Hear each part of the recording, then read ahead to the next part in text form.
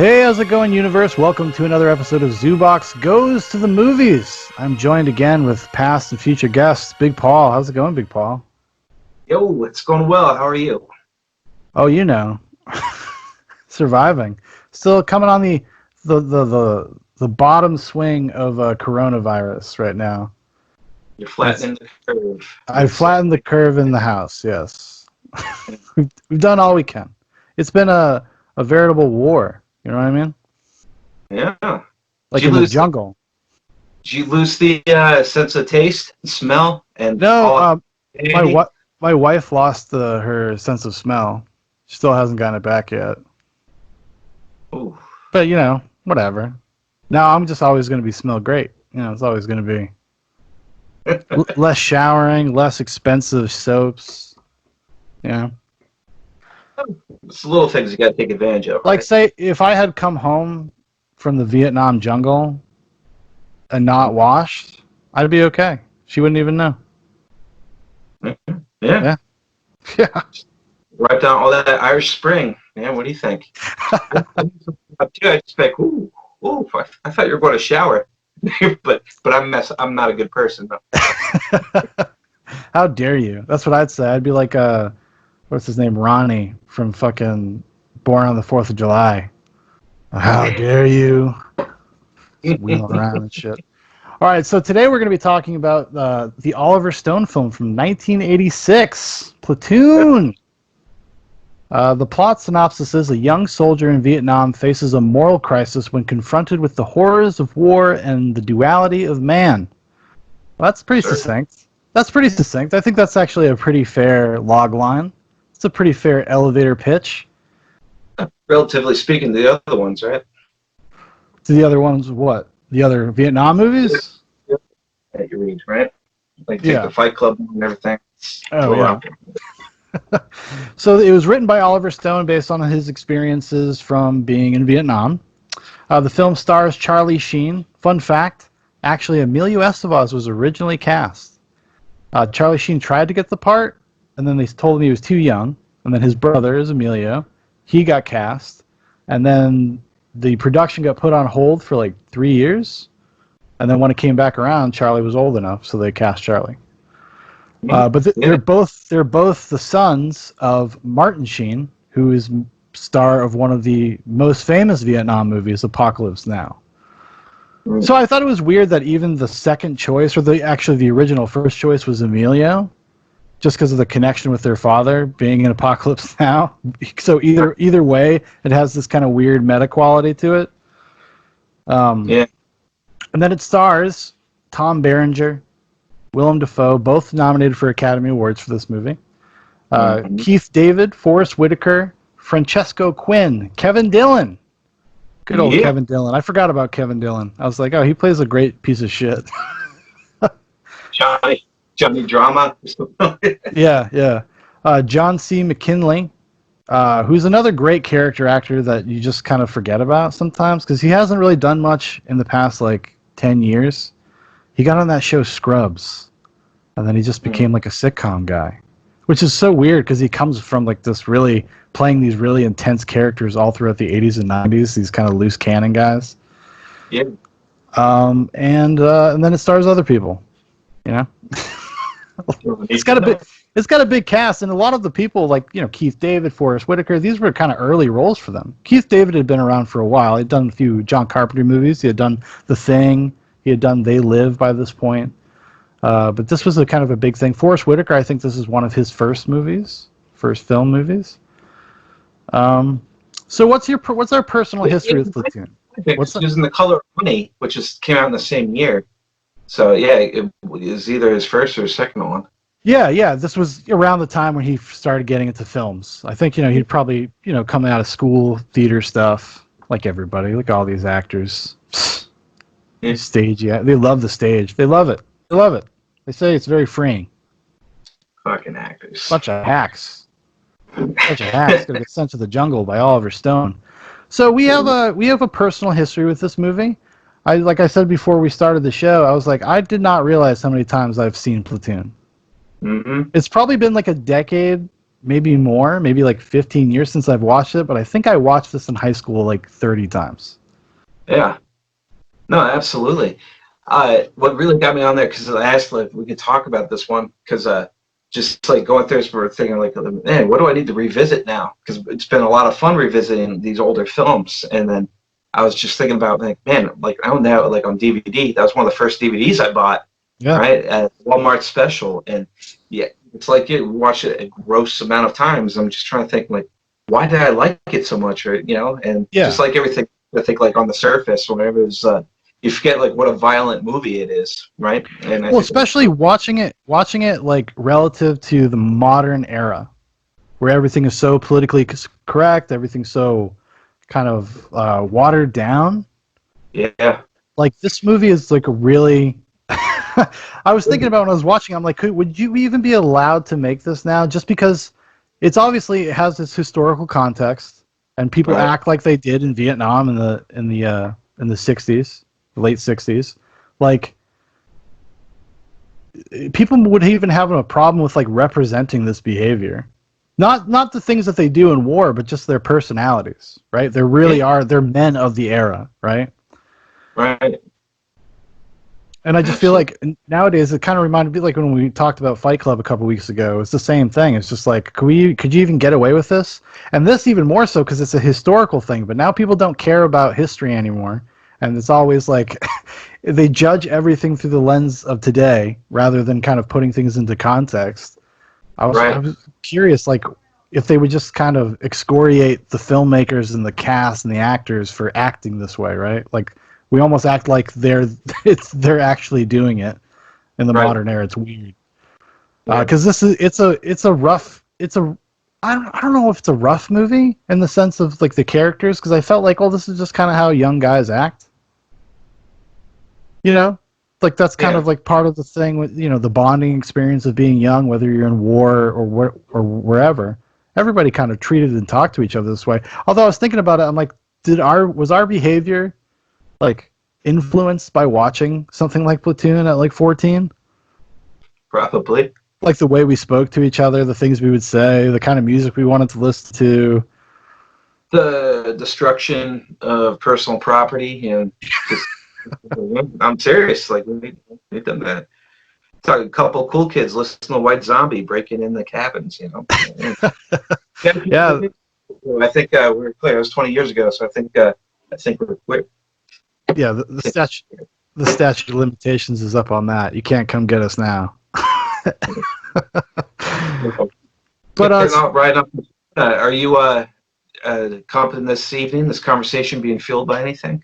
oh yeah, actually yes. Well, just our old standby. Just my old Oh, standby. Because that's all I got. Because I can't leave the house.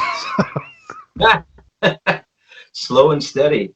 Yeah. So I've been enjoying Whistling Pig, particularly Ooh. Piggyback, 6 years age. Now, Whistling Pig has got it's very sentimental for my family for a conversation I will not get into, but it's distilled up in Vermont, and this rye is banging. Get the very same spicy flavor as you do with rye. This one specifically a lot of black pepper, a lot of cinnamon, Ooh. aged in a barrel, some maple syrup residue, and a little vanilla finish. So Mm. for the people that like to taint their whiskey in the form of an old fashioned or sour or anything like that, this would be a really good one to do it with because it's so spicy. But just as it should be drank, like a man about to go into Vietnam, it's good and neat, and it's very delicious, and it is worth uh, whatever I paid for it. So, yeah, Is that? cheers. Cheers. Mhm. Jim Beam's still good. Like, I mean, I still drink Tullamore Dew every now and then. So, Do you but really? there's Yeah. just, yeah, but there's just so much whiskey out there. It's Oh, just I know. It's you like I someone. when I found the good liquor store, it was just kind of crazy how many options there Mhm. were. It's like overwhelming. Like you don't know where to start, and then you're like trying to like Google stuff. I could have spent 3 hours in there just like looking at stuff. Yeah. Now, one of these days, man, I gotta send you some Japanese shit. they actually have a very long history of distilling whiskey out there. Yeah. But like they have some good smoky stuff, man. Good smoky stuff. Yeah, I've been meaning to over the past couple of years because you've been mentioning that occasionally. You're like, oh, just Japanese whiskey. I've always meant to try one. I never have. Yeah. So maybe next time, maybe someday we'll do an Akira Kurosawa or a samurai movie or something. Get some Japanese whiskey. That's been, yeah, I digress. Yeah, man, but Platoon, man, how was it revisiting it? Just overall, like, reaction. Yeah, that's what I was trying to kind of formulate in my mind. I think it's okay. I think it's like a very solid movie, a very well-made movie. It feels very... I don't know if it's just because so many years have gone by and so many things were influenced by Platoon. So not only have I seen Platoon an ungodly amount of times, I've seen everything that came after it, right? And because it is very like archetypal, the story. It's got almost like this coming of age structure to it, the rites of passage, that kind of stuff. So it feels very much like one of those movies in an archetypal sense. And I think the reason why Stone did that, he did that intentionally, is he wanted people to empathize and feel like it was what it felt like to be in Vietnam. So he wanted to present them with a story that they were kind of already familiar with, like in structure sense, right? Because there's clear heroes, there's clear villains.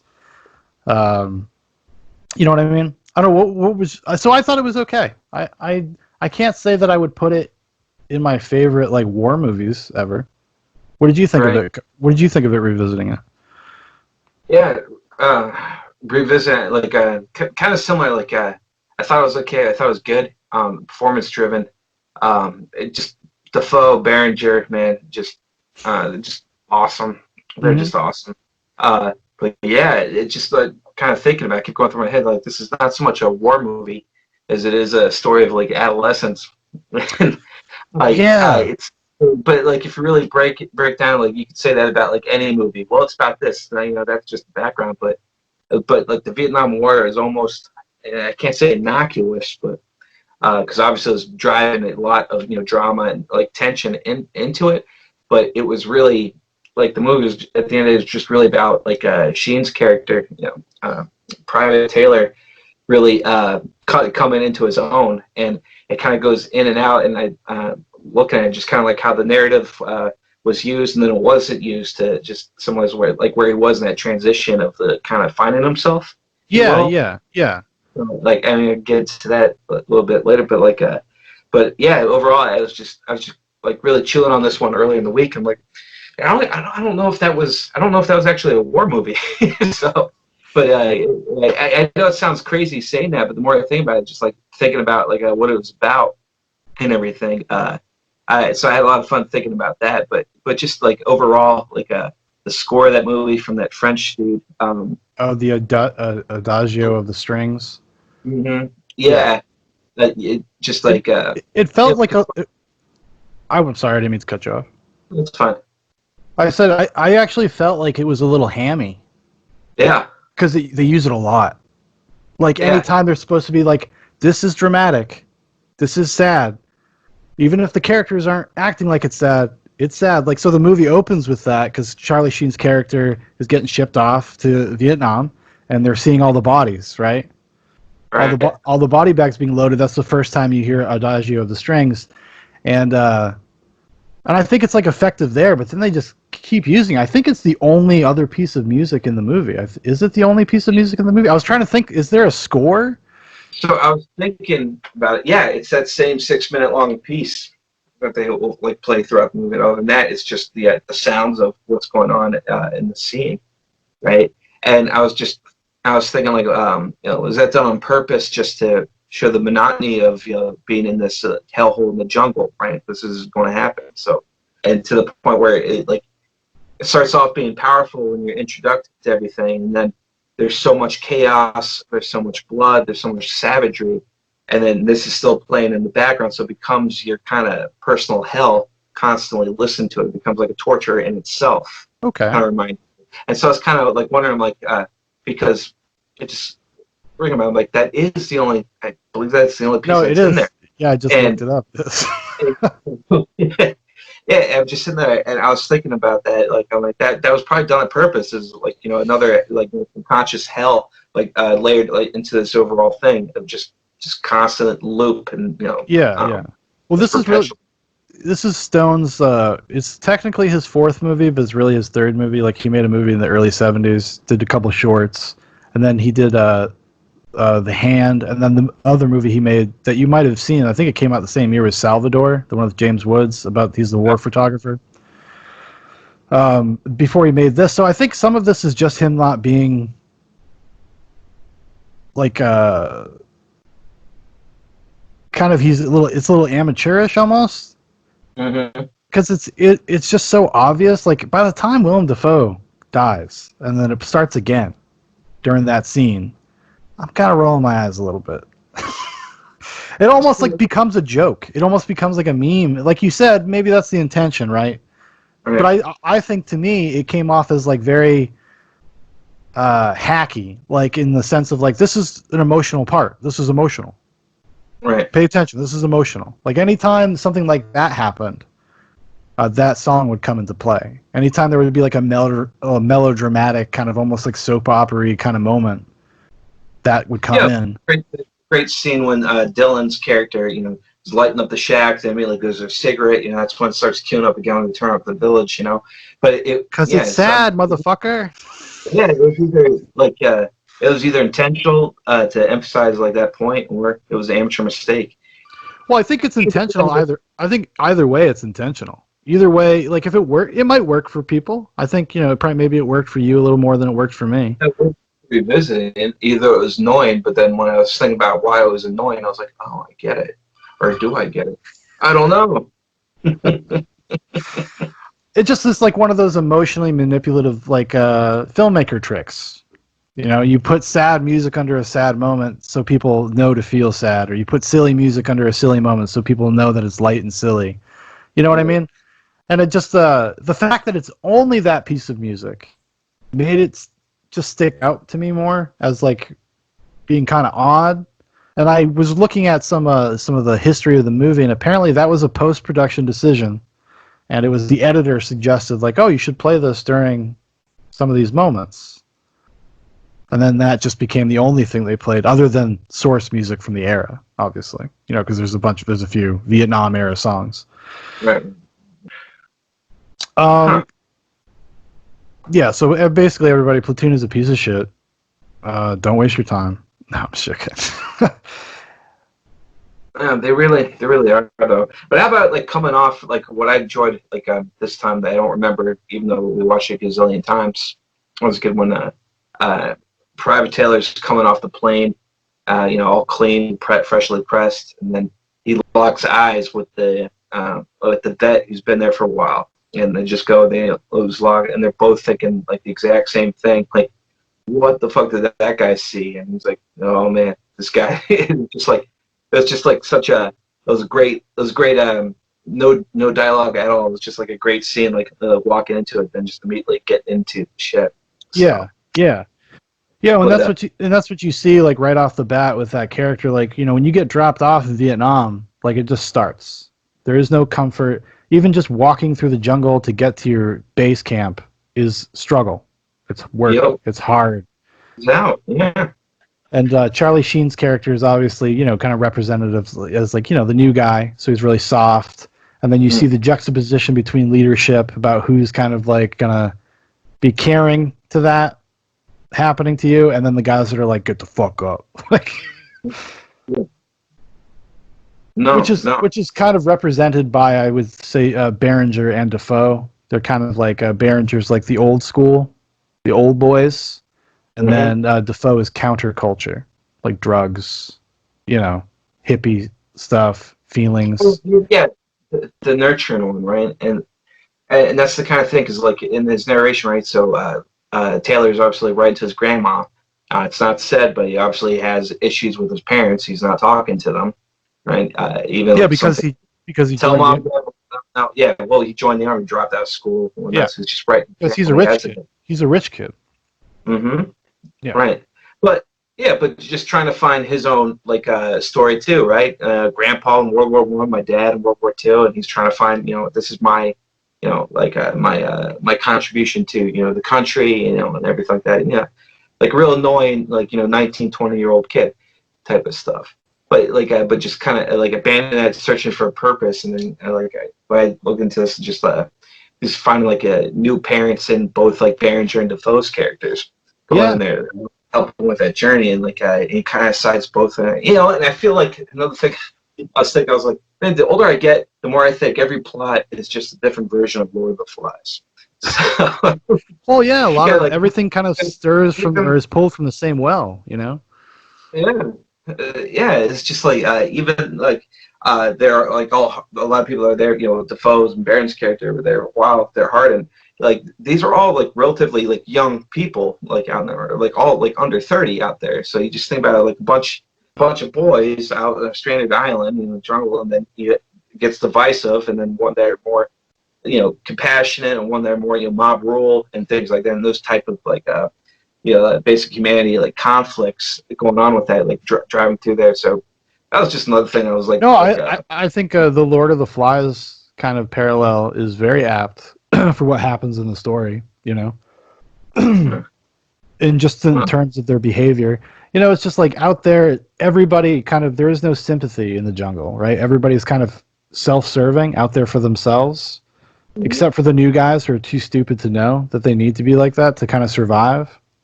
right. And then, but then that's juxtaposed with kind of Defoe's character, who is the more, like you said, more nurturing, more understanding. He actually wants people to survive. Mm-hmm. He's looking out for their best interests. When he gives them advice, he smiles. Yeah. Like a nice guy. He's like, yo, if you get separated, don't scream, all right?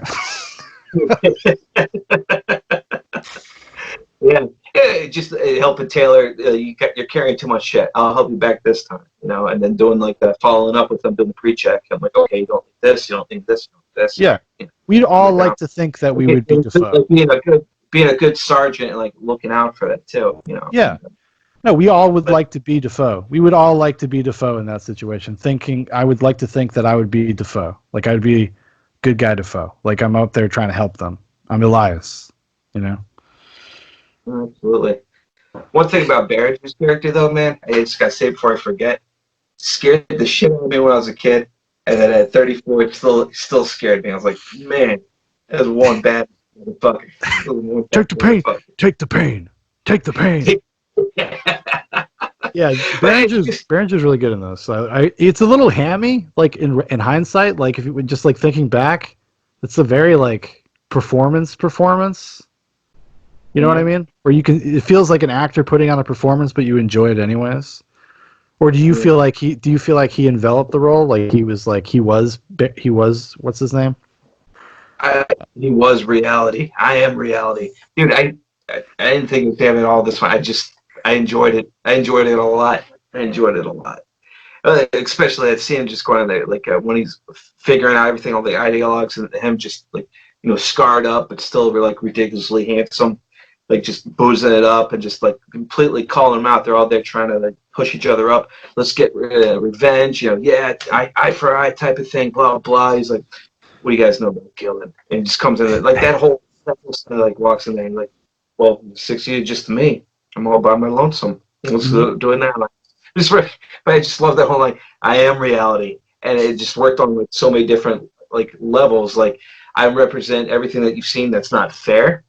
Like Yeah. I am like survival, and like I am all these things that you hate, but at the end of the day, I'm still your platoon sergeant, and I still own your ass. And like and just like in reality, like in life, you got to deal with a shitty boss. You got to deal with all kinds of factors that aren't there. You're like your reality, and just like and they do bring this up in the movie, like in respect to Barnes. It's like you love him when you need him, and you hate him when you don't.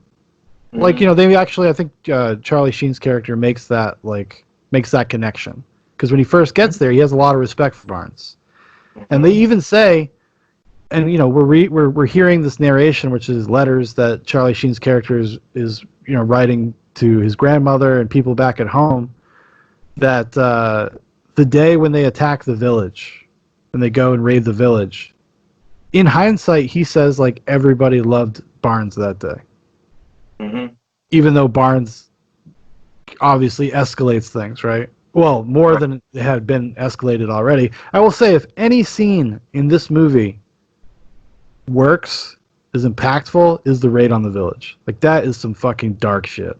That is some heart-wrenching.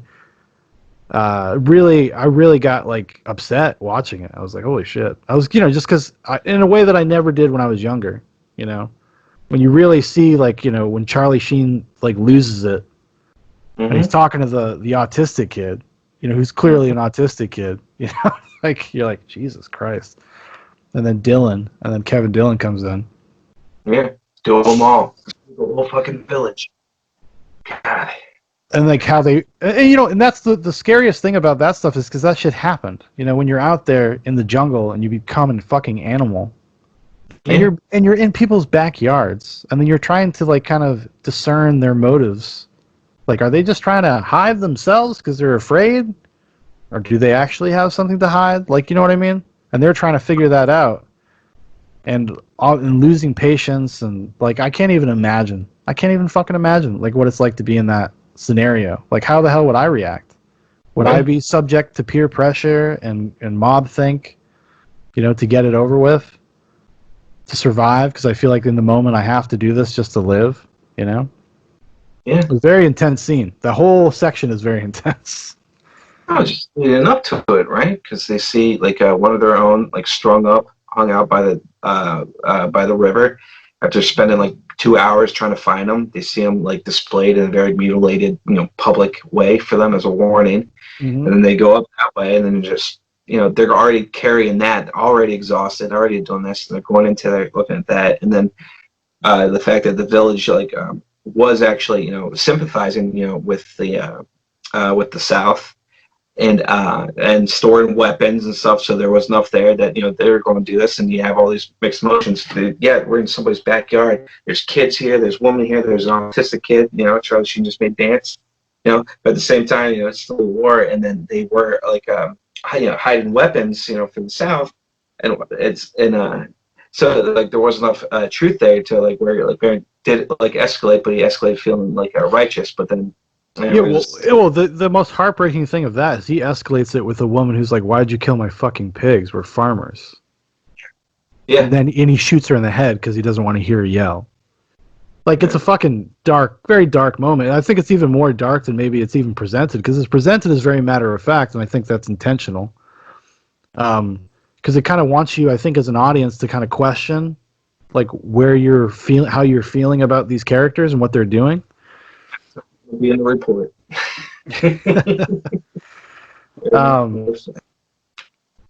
It's just, it's kind of because Vietnam has interesting parallels to something like the all the war in the Middle East and Afghanistan and stuff like that. Just because, I'm sure some of these people did sympathize with the military in their countries, or ISIS and stuff like that. But it's just like, but there's also an occupying force in their backyard. Like, what? How are they supposed to feel?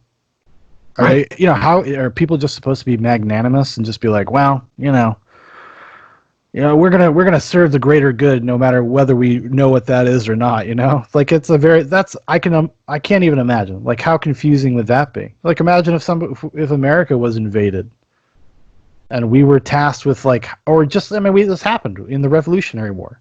People hiding revolutionary soldiers, soldiers in their farms and stuff like that, and have their farms burned to the ground and whatnot. So it's just one of those things when you get older and you actually start thinking about the context in which these things happen. It's like really heartbreaking, really, especially because of the complete, I guess, like kind of farce that the Vietnam War ends up being.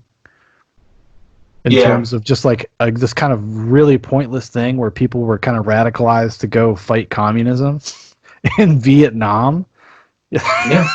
Ho Chi Minh, man. Ho Chi Minh. Like they were going to come over and take over the world. Like, it's almost absurd when you think about it, like in hindsight, right? With the Russians and the Chinese and everybody else, man. That's how they work. They build up the comrades. Jeez, man. Did you ever fucking history? Read a book, dude. Or maybe I don't know if he did. Maybe just the Oliver Stone history of the world. Maybe that's what you did.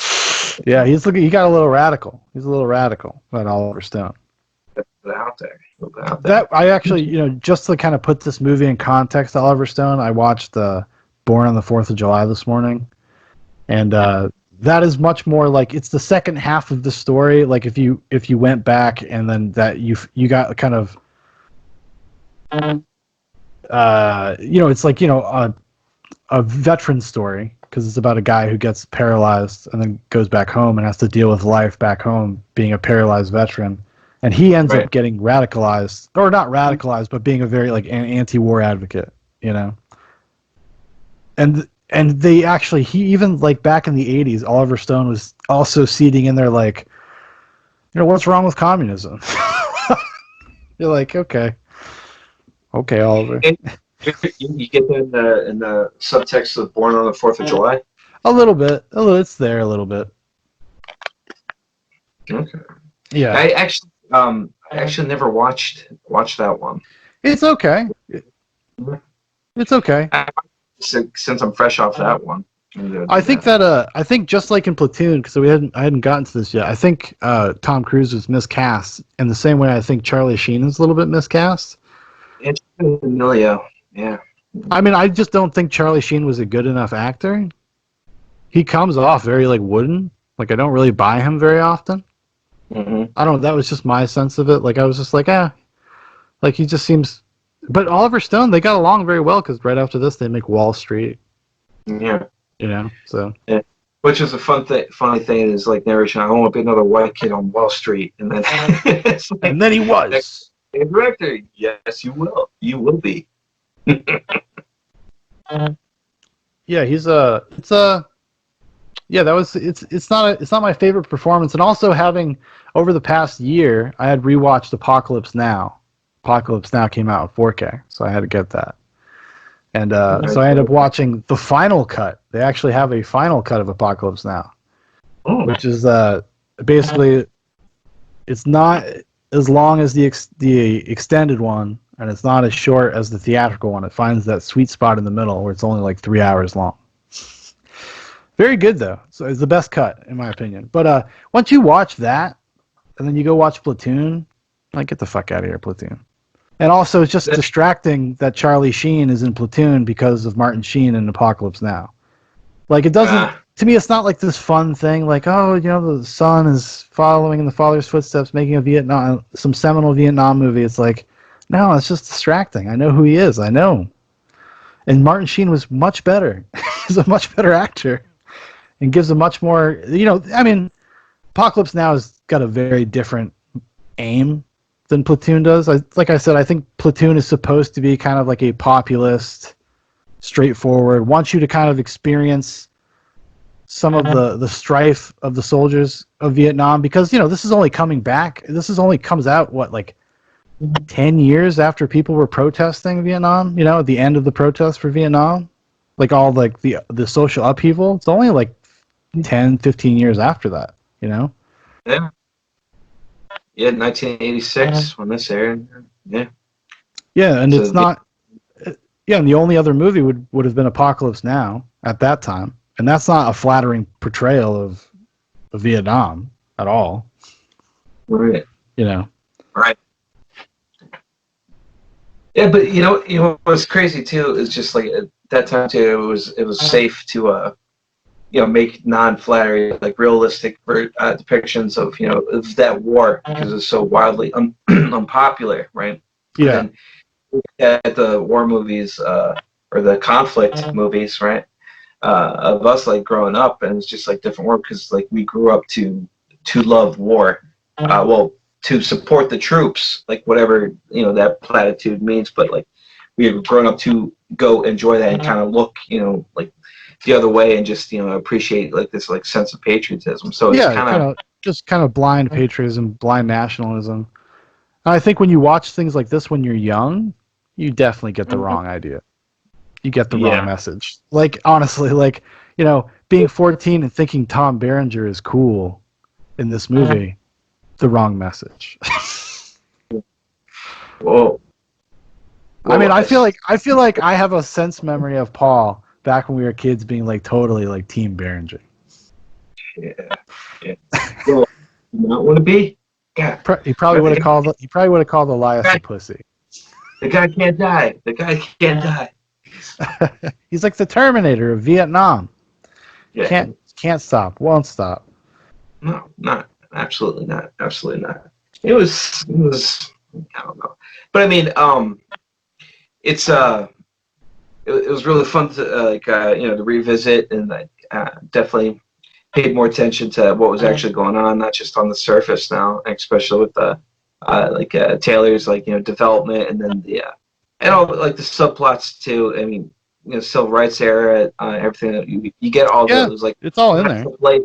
there, but it's all there.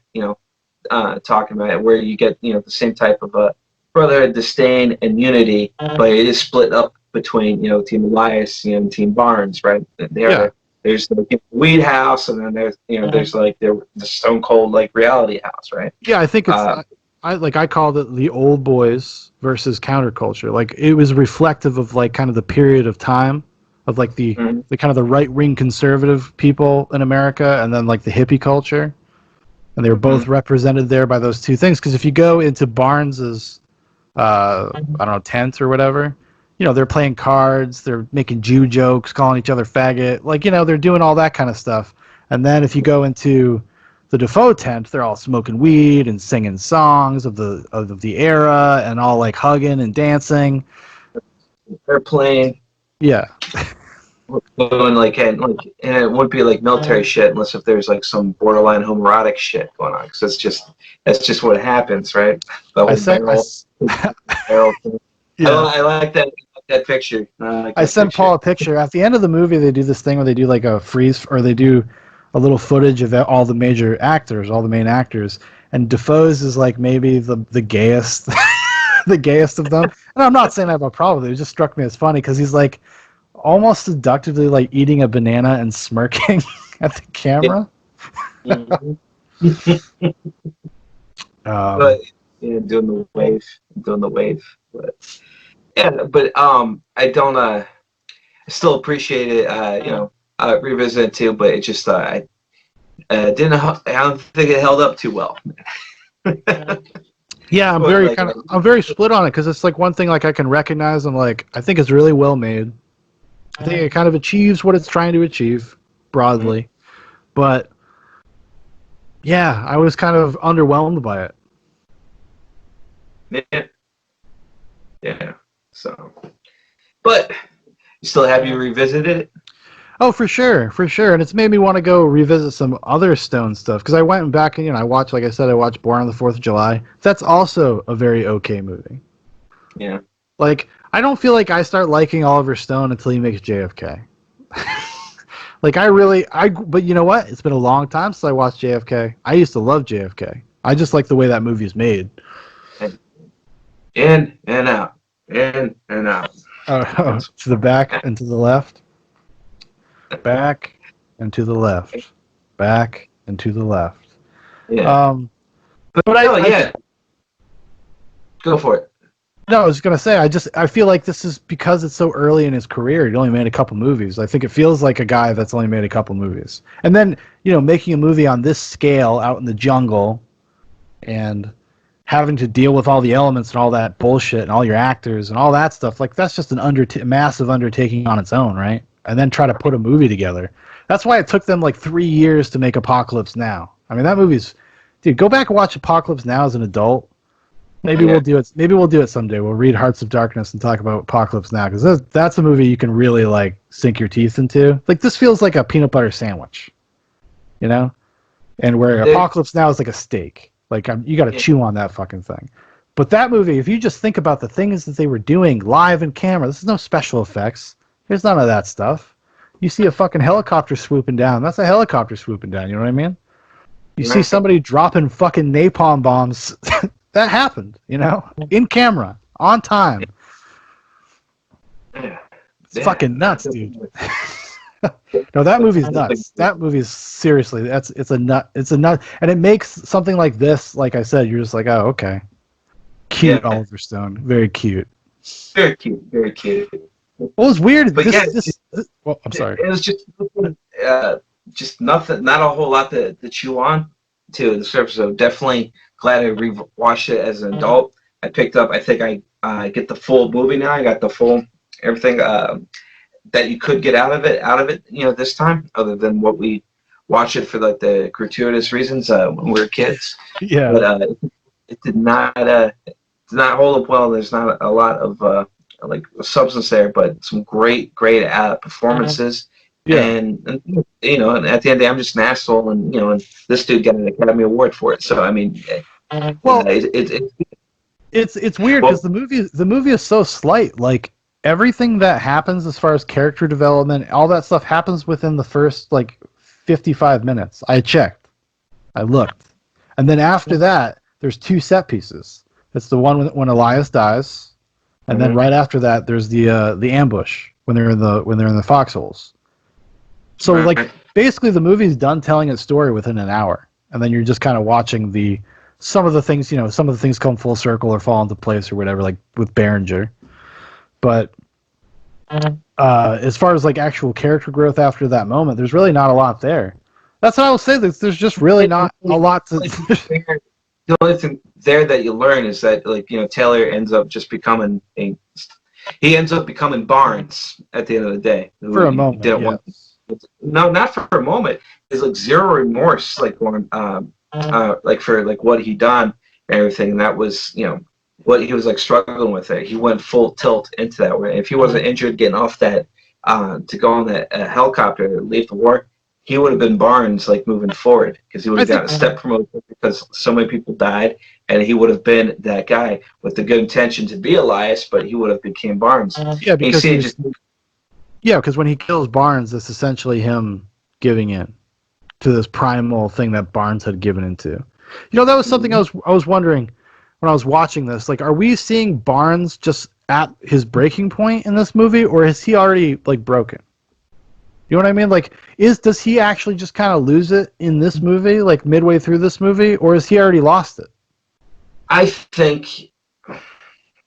So, like, when you say lost it, like, just gone off the deep end? Well, like, when he shoots the woman in the head, like, that seems like a big moment, and even the other characters around him react like, whoa, what are we doing? Like, so it's almost like they had not seen that side of him before, so I was wondering, I'm like, did the stresses just kind of finally get to him, and he's finally just like, this is jungle law. Like, we fucking do what we want out here. Like, he's almost like high on his own supply because you see that relationship with his superior where he's really in charge and that guy's really, the lieutenant isn't, Oh, and goes telling him like, oh yeah, Elias has nothing, so you have nothing to worry about. Just like kissing up to his own subordinate. Which is like another thing on this, because every commissioned officer, every like leader in the chain of command is like a coward who doesn't really have a spine, right? Because even with the command, the actual commander there, he's being briefed and telling like, we killed civilians, we did work to make. Okay, we'll do a report, and if I find out that there will be a court martial.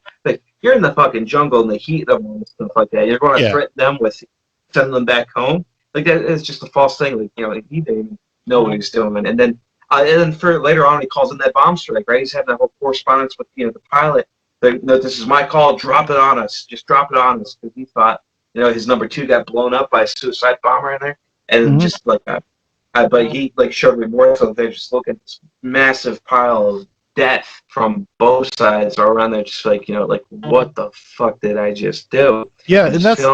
I think Taylor doesn't have any like remorse for that. He's just happy, just like going around there. I'm like, damn, man. He turned into Barnes. He turned into a piece of shit. I think there's definitely an argument for that. But I will say, like what you said about kind of the confusion, like the chaos of that war specifically. I do think it communicates that pretty well at the end, because right, like you said, like it is about both sides, like literally just killing themselves and each other. Like, it's just fucking madness. And then when you really think about it, you're like, for what? But because that's actually a theme that's also he followed through, which must have been something that Oliver Stone must have something that affected him, kind of realizing that, because that also shows up in Born on the 4th of July. It's just about chaos and who are we shooting at? Where are they coming from? We don't know. Right. You know, Right. because in Born on the 4th of July, Tom Cruise's character shoots one of his own guys and kills him. And then he tries to come clean to his superior officer, and his superior officer's like, I don't want to hear this shit. Get the fuck out of here. I don't want to hear this. Why are you coming and telling me this? We have enough to worry about. We have enough to worry about. Yeah. So it's interesting, like just the I guess the practical realities and the kind of cold distance that's the people that were involved with executing on those things had. And so it's almost like you can't really you can even though like Berenger Barnes is so off-putting by the end of the movie, you never kind of totally lose empathy for him because he's kind of created to be this way. It's like Frankenstein's monster a little bit, you know, by the military, by his experiences, and by his leadership acting that way, and also providing cover for them when they would do fucked up things. And I mean, that's No, he became the product of the environment, right? And like at the end of the day, like in war, you need that bar. It's war. It's hell. Like you need that person.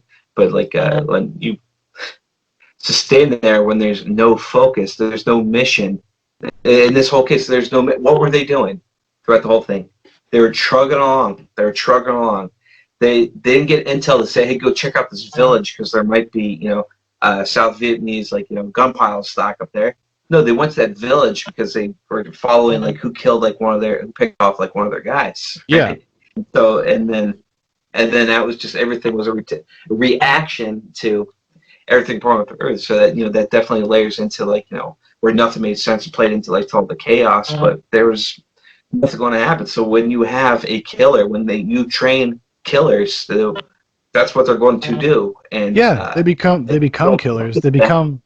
They become amoral creatures, right? Like, and that's also seen right after the raid. Sheen's character comes across like the guys that he's in his squad trying to rape 2 girls. Yeah. Which is there's a weird moment because he looks back and Elias is there. And it wasn't very clear to me because like was it Elias kind of like, did he know that was happening? No, he came back. He came in at the tail end of everything. Said, "Get the fuck out. Let's move." But when he looked at them, when he looked at Charlie Sheen, it was like this look of like, this is sometimes just how it is. Even though I don't agree with it, like I'm not going to stop it either. I don't know. Maybe that was just me reading too much into it. Like, it's almost kind of showing that nobody out here is great. Nobody out here is a good guy. I mean, the craziest thing about the rape scene or the attempted rape was like this comes right after they have burned these people's village to the ground, and shot an old lady in the head. Yeah, and they're going to snag a couple of kids, and take them out back, and then and call Taylor a faggot. So like, yeah. No, like you said at the beginning, this definitely would be made now. So, like, yeah, but that's where he was still struggling with this, right? Like, I'm going to shoot up there. Like, what do I do? This madness, but like, that's where I'm going to draw the line. And if that happened like later on in the film, he probably wouldn't have given a fuck because he turned into the Barnes. But like, the whole thing with him like being kind of morally opposed to Barnes, and that's why he ends up killing Barnes at the end. Is that out of like vengeance purely, or does he feel like there's some sort of moral obligation? And I also think Barnes wants to die. I think Barnes kind of has a level of awareness of what he's become, and he's just kind of gone too far, and now he can't turn back. Well, yeah, because he challenged them to kill him, in that bunker scene, the reality thing, right? He did that before, and then just his recklessness with the final raid, like running out there out his helmet, grabbing a shovel, and killing people, and Taylor has that like last moment, like, hey, the bomb's coming, like even after all that shit, like what he knows, reaching out to him to let him know, like, hey, we gotta go. And then Barnes turns around and starts in there, and you get that great scene with his freaking intense, crazy eyes about to knock out Taylor, and then the ordnance hit. Excuse me. Ordnance hits. Everyone blows out, and so in the morning, it's just crazy thing. And then he's like still struggling like with that, and then he just like looks at him and is like, "Fucking do it." So I think that striped out like any type of moral, like obligation on like Taylor's part, like to kill him. Sure. I think he just wanted to. I think he just wanted to do it, and using kind of revenge. Because I mean, he literally just tried to kill him before the explosion. No, I know. So there is an element of self-defense there, because I don't think like at the end of the movie you're supposed to think that he's become Barnes. I think it's supposed to show that there was I don't think so either. That's just me okay. speculating. That's what happened because I think like because it could have just been bad acting, but like there's no like I imagine you have a sense of relief, like okay, yeah, I'm leaving, but just like it was very like cartoonish, like all right, Well, I just killed somebody who was both like a father figure to me and somebody that terrified me and somebody that I actually wanted to be. And now I'm just moving. Now I'm just going on with my life, and it was just like great. Like he felt like relieved that he did that. And well, see, that's what I wish. I wish the movie had been more nuanced with that, and it wasn't such a clear dichotomy between Elias and Barnes, because it would have been a lot more effective, that whole last act, if we had actually seen Barnes and Sheen's character develop a relationship, because we don't see it. He just says it. right. We hear about it in a letter, but we don't ever see it. As far as we see as an audience member, they never get along. He never likes him. Right. So if we had actually seen Barnes tries to take him under his wing, maybe the moment at the village is when Sheen really sees him for who he is, and he's like, I'm getting too deep. I'm going too far. That would have been an interesting kind of I guess bit of flavor to add to their character dynamics, because as is, like, there is no reason for Charlie Sheen's character to ever give a fuck about Barnes at all. Mm-hmm.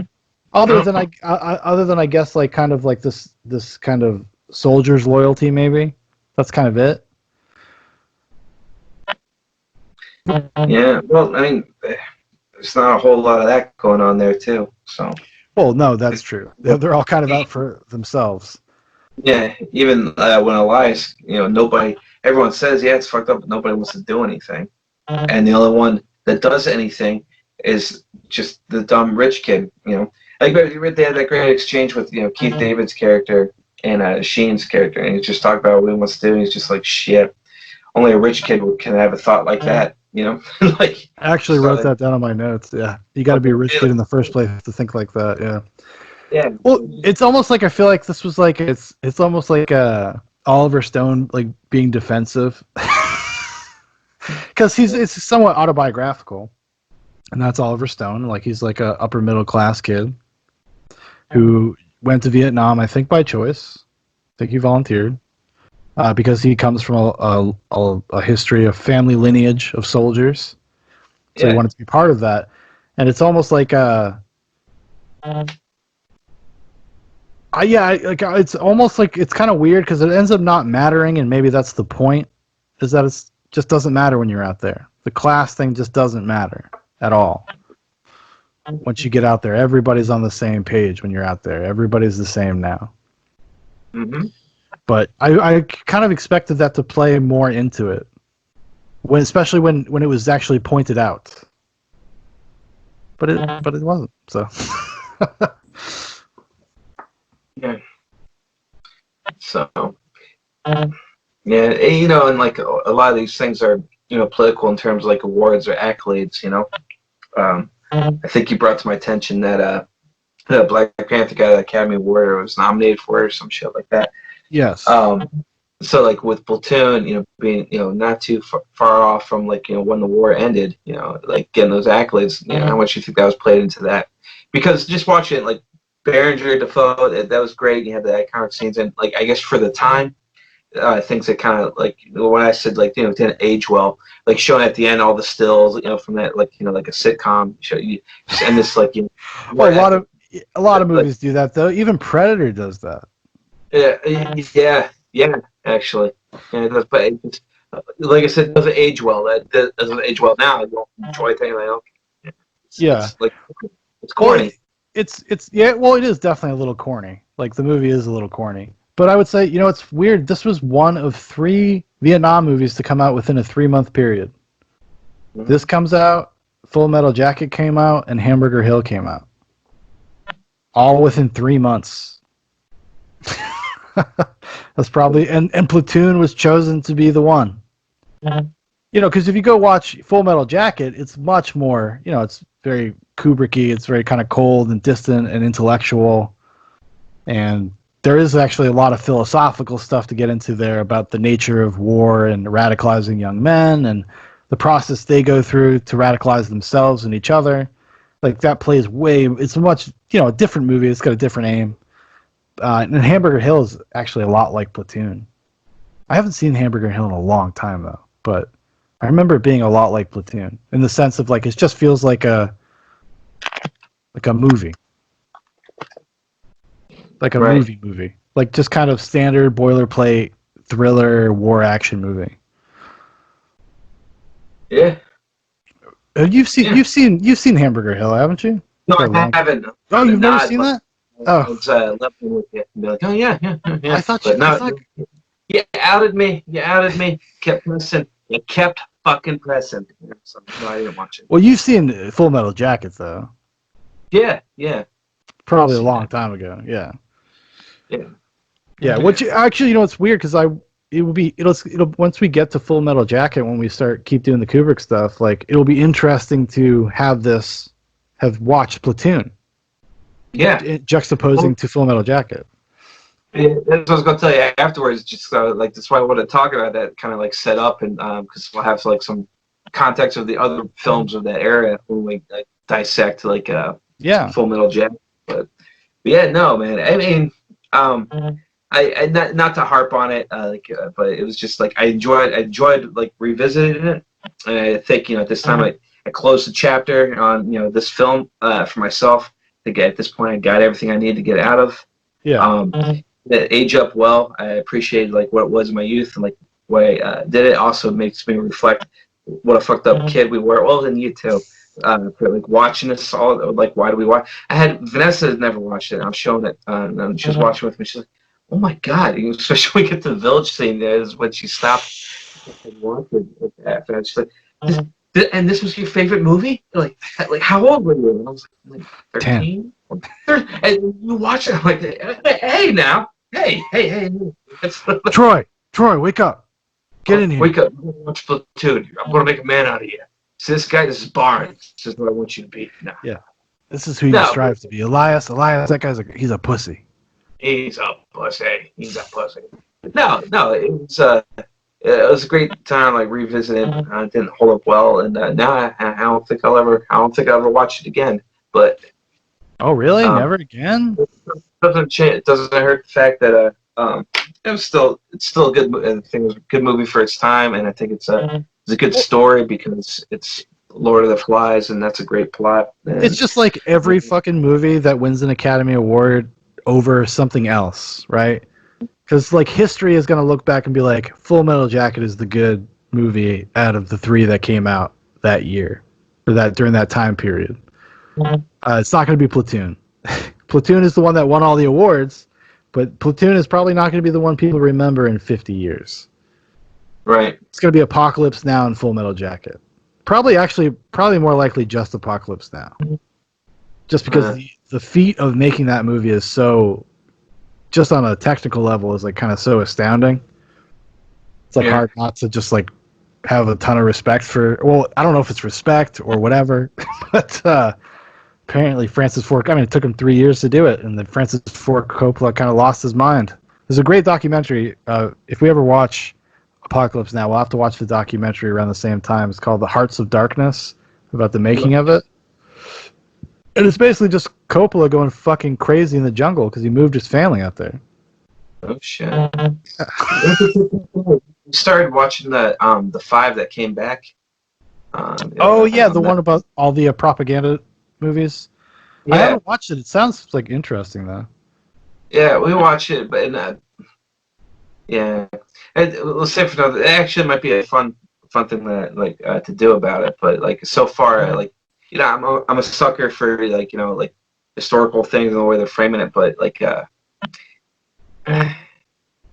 yeah, I definitely think just glorifying propagandists and so I mean it's Well, because it was like all these directors that served came back and then they wanted them to help them make movies for the war effort. Isn't that the premise of the documentary? um Just John Ford's like one of the directors, right? Am I thinking of the same thing? yeah, no, that's the premise, but they're just glorifying like what like what they I don't know. Not prepared to talk about it. Like I said, like one episode in, and then I'm like, you know me. Well, you could be like those guys, or you could be like John Huston. John Huston made this movie in the 1940s called "Seeing the Light," and it was about veterans that came back from World War II. No, it was called Shell Shocked. It was about veterans that came back from World War II, and they're all fucked up because it's a documentary that takes place in the VA hospital, and you're seeing kind of the effects of PTSD and shell shock, literally shell shock, because that's what they used to call it back then. And like men are just like break down in tears, like it's very intense. But it was the government showed it like twice and then buried it for like 40 years. So from like 1946 when it was made, it was not available for public consumption until like the late 70s, early 80s. Because they were like, we can't show people this. Right. And no, I can't. No. It's actually what the movie The Master is heavily based on, or part of like the Joaquin Phoenix's character being the soldier, or being the veteran, because he's a World War II veteran. It's supposed to kind of informs his character, type of experiences he would have had as well. But yeah, just speaking of war propaganda, do you think something like Platoon can't help but also just be war propaganda? Because it romanticizes the notion of being a soldier in war. Absolutely, right? Because here's the thing. Like when we are, 13, 14, watching a thing, oh, that's cool. Like, maybe other kids would do that, make, oh, I want to join, get into this stuff, not knowing, right? There is an attraction to that, like in Pinocchio, just go in there and just gratuitous everything, get your fill of it, all the stuff, and then there's consequences later on, in life that will fuck you up forever, but it'll get you in the door. But then there's also because like what do you get now other than like war is hell and this development of like this rich kid who became a worse person than he was prior to going in. Like what do you get out of that movie from that other than that story? Like there's no. Well, because it romanticizes the notion of service. It romanticizes the idea of living through that experience. Just innately it does, whether it means to or not. Like it's just kind of there. There's a director, Truffaut, so this French director from the 60s, and he made a famous statement one time. He's like, you cannot make an anti-war movie out of a war movie. You just can't. Because innately, as soon as you put it on film, as soon as you photograph it beautifully, like it just makes it attractive. It's just what it is. There is no ugly war in a movie. Like we can say like, oh yeah, look, they're covered in mud. It's so disgusting. No, and he changed his mind. He would have changed his mind. Well, actually, what is it? Roger Ebert said that. He said, Truffaut should. I wish Truffaut was alive to see Platoon. Nothing pleasant about this. These guys get eaten by mosquitoes. One time when I was out in Martha's Vineyard, I got bit by mosquitoes too, and I know what that's like, and it's awful. Imagine 1 million mosquitoes that you can't escape. Imagine it. Yeah. No, but I think there's a lot to be said in that. I think there's a lot of truth in that sentiment that you can't make an anti-war movie because no matter like who's looking, somebody will think that will be cool. Like what some people think, oh, that is terrible, that is horrifying. Well, you're trying to make a piece of entertainment. So you want it to be shot well. You want people to like the characters. You know what I mean? Like there are just these mechanisms inside storytelling that almost don't allow it to not be attractive. Like I said, like not to be something like gorgeous just on like a completely superficial level, Want a good anti-war movie? Go watch Jojo Rabbit, Oh, fuck that movie. I don't want to Fuck get you Jojo there. Rabbit. Right in the feels. Right in the feels. Did you like Jojo Rabbit? It was fun. I I liked thought it about as much as I like Thor Ragnar. I thought it was okay. I was like, the joke stopped being funny like 45 It's minutes in. I'm like, I get it. great. It's a great date night movie. It's a great date night movie. It's Yeah. good. Let me tell you what, you want to get laid? You show your lady Jojo Rabbit and say things like, look how bad they have it. Mm-hmm. Yeah. Right in the feels, man. Right in the feels. Yeah. Peanut butter falcon, for a rainy day. You gotta pull that out. It's gotta be sly. Is that like one of your moves? Like, oh, I keep it think it's gone. in the history of film, like chick flicks, those types of light films became a thing. Like, yeah, dude, yeah. Well, That's why they make millions and millions of dollars, man. do you think Peanut Butter Falcon's a chick flick? Yeah, it's a chick flick. I didn't watch it yet. I'm saving it for it. Oh, you think Peanut Butter Falcon's a chick flick? It's just like indie drama. It's like a coming of age story. Fuck ever. It's a date night movie. Chick flick, the same thing. Like, what do you? No, a chick flick is like Pretty Woman, is like Legally Blonde. It's Sisterhood of the Traveling Pants, Fried Green Tomatoes. And it's anything with the fucking Transformers kid in it. Oh my god. LaBeouf? LaBeouf? Beef. Beef. Yeah. That's what I Yeah, call him. man. I call him the Beef. Are you excited for his new movie? He got a stomach tattoo. No shit. Yeah, he's playing like a cholo. Oh. Yeah, the guy that made the guy that in this climate? Yeah. In this climate? Yeah, in this climate, he's serious actor, okay? Now he got this whole fucking midriff tattoo, a real one, for the role. And it's directed by David Ayer, the guy who did End of Watch, Fury, Suicide Squad. End of Watch and Fury are pretty good, though. Propaganda films, right? Wait, was that the one with Gyllenhaal and Yeah, the cops, the one that's like all handheld footage. Yeah. It's an entertaining movie. Yeah, no, I remember liking it. I remember like it. Be more entertaining. I watched that Blind Spotting. Oh, I haven't watched that. Is that the one yeah? Watch it so I could talk to you about it. Okay. Okay. Well, I can't. I still got to watch the new Beyonce music video on Disney. So. Oh shit. Yeah. Forgot that sound. I gotta get on that. Yeah, you like the Lion King, right? It's all about the Lion King. It's on like the Amazon Fire Stick, right? And so they'll just blur it out, like all the advertisements and shit like that. Disney Plus, like everything's popping up on there. So I've seen that, and I was like, oh man, a Beyonce film. Shit.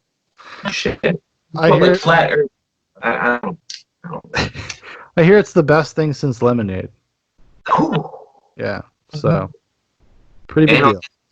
And on Disney Plus, that's pretty spicy, man. Yeah, look out, cinephiles. Spicy, man. Hamlet is on Disney Plus. Hamlet? I checked that sucker out. Which one? The Kenneth Branagh Hamlet? Hamilton. I'm so sorry. Hamilton. Oh, okay. I was like, what? No, I refuse to watch Hamilton. I have no interest in it whatsoever, and I will not be peer pressured by society to watch Hamilton. Okay. I won't do it. Okay. What did you think of Hamilton? I thought it was very entertaining. Okay. And I think if you have nothing to do and you have Disney Plus, you should take advantage and watch it. I literally own thousands of movies. Okay, I'm not going to be watching Hamilton. I could go watch I'll go watch another German silent film before I watch that shit. I think you would appreciate, like stage wise and everything, like what they put into it. Did that? Sure. Yeah, of course. I think a lot of the like some of the songs you probably won't do too much for you, and I love people. What are you trying to say? This is not historically accurate at all. I'm like, I know. Like Jefferson wasn't black, right? He just did black people. Like, but it was good. It was a fun thing to watch. And I can't believe there's a lot of things you can appreciate about it. But you should totally watch it so we can talk about it some more. All right. Well, maybe I won't tell anybody though. So as far as anybody knows, right now I will never watch it. It'll be a secret. It'll be a secret. I just don't. Yeah. I don't. I'll out you just like you outed me on Hamburger Hill. Not a big. Oh yeah, I'm up to speed. I'm on Sean's level. Yeah. So all that bullshit. No, you can't press me. No, so now that we're recommending movies, you got HBO Max. I think you do. If you have an HBO subscription. Yeah. Okay. Well, if you have HBO Max, you got to watch this. It's an old silent film. I've been trying to get everybody I know to watch it. The Passion of Joan of Arc. Passion of Joan of Arc. Wait, no, that's the one from the 60s. No. No, you said a silent film. Yeah, 1927. Oh. Or 29. Either or. Get your shit together, dude. I'm trying to write it down. Is it 27 or 29? Somewhere in the 20s. But it is The Passion of Joan of Arc. The Passion of Joan of Arc. It is about the last few days of Joan of Arc's life, basically her trial. Last few days of her trial. And check out on Zubok's YouTube page. I reviewed it a couple weeks ago. It's really great. I'm trying to get, because it's one of these movies that's just like, even if you never thought you would ever want to watch a silent movie, it's so good. Like, it's so impressive. Like, it's, the guy who made that was so ahead of his time. He was much better than Oliver Stone. A much better director than Oliver Stone. Better than Stone, but no Kubrick, So. Oh, no. Nobody's Kubrick. Although, I'd put him in the same league. We got this Carl Theodor Dreyer, this dude from the 20s. Then you got like Orson Welles. Then you got like Kubrick. Like, those guys are just they're just a different class, Special boys. Alfred Hitchcock, maybe. He's probably one of those guys. You could put him in that group. Hitchcock. Holy shit, dude! Go back and watch Hitchcock movies when you're an adult. It's awesome. Yeah. So good. Yeah. They're like so fucking good. I saw Bird a couple of years ago. Oh, The Birds is great. It's just a weird movie. Yeah, it is. It is. It just like we talk about Kubrick all the time. It's just like for adults. Like, I'm not going to explain shit. You get out. You take that. Yeah, you take it from there. So yeah. There's a lot. There's a lot you just appreciate from that. Yeah. All right, well, do you have any closing thoughts on the film Platoon other than the fact that you're never going to watch it again, apparently? Barnes is scary. Scary awesome. Defoe is Defoe, and I think the staple character, really. I think isn't that really what put him on the map? I think so. I mean, Defoe's the kind of guy that just always worked. He's just always worked since he started, doing little bit parts here and there. But this is probably one of his first major, like, he got awards for it, right? He got nominated for it. I think this would have been the first one. Like that's in Spider-Man 2. Hey, dude, Willem Dafoe's a great actor. I don't think I've seen a movie. I don't think I've seen a Dafoe movie that I did not like him in. Like, I might not like the movie, but Dafoe's always good. Remember the one where we grew up, all the neighborhood kids loved, the Boondock Saints? I loved it too at the time. Yeah. I know, you stupid fuck. I hate that. I've never liked that movie. Whatever, you fucking terrorist. I never did. It was fun. No, there's too many people you didn't like that liked that movie. Yeah. I had a few people ruin a couple big movies with Boondock Saints and Super Troopers. They just wouldn't stop talking about it, and then I finally see it, and I'm like, oh, whatever. This fucking sucks. It's fucking dumb. Super Troopers takes place in Vermont, just like Whistling Pig. 6 years. Highly recommend. So yeah, I think I could watch Platoon maybe one more time in my life. Maybe I'll wait like 20 years. Then I'll go revisit Platoon. Maybe. Mm-hmm. Maybe I'll have a different appreciation for it. Maybe I won't. Probably not. Although I do want to revisit some Stone movies though. I'd really like to rewatch Natural Born Killers. I have not seen that in a long time. That was Stone, wasn't it? Yeah, that's a movie that's kind of ahead of its time, ahead of the curve a little bit. Yeah. But he's done so much shit. He's done so much shit. Well, he had a pretty good run for a while, right? Like, so he does Platoon, Wall Street, Talk Radio is actually really good. It's really underrated. It's like a little thriller. Born on the 4th of July was okay. The Doors, I can't remember enough of The Doors to remember if I It like it. sucks. Val Kilmer is a good Jim Morrison. That's all. Yeah, I remember just, yeah, always. I don't know. I watched it at service level at age 14, so who knows? Yeah, that's true. He did JFK, Heaven and Earth, Natural Born Killers, Nixon. Yeah. Nixon's, I actually really like Nixon. I really enjoy that movie. Hmm. Have you ever seen Any Given Sunday? Remember the football one with Al Pacino and Jamie Foxx? He did that one? Yeah. Oh, shit. Yeah, and then he did Alexander. I never watched that one either. Never watched that one. Yeah. He hasn't done much lately. I think he's kind of done. Oh, he did Snowden. Pulled the trigger a little early on that guy. I mean, come on. Yeah. It's like when counterculture just makes its own propaganda. Yeah. You know? Yeah, that one was a piece of shit. But it was even as a guy that I kind of like too. Yeah, me too. I like Snowden, but the movie is just like, why? This should have been waited like 10 years to make this movie, maybe 20. Yeah, it slows down a little bit, and like he should have done better too. Some things get better with age, some things don't. But I digress, man. But yeah, thanks for watching Platoon with me, man. Of course. I will watch anything except for Hamilton.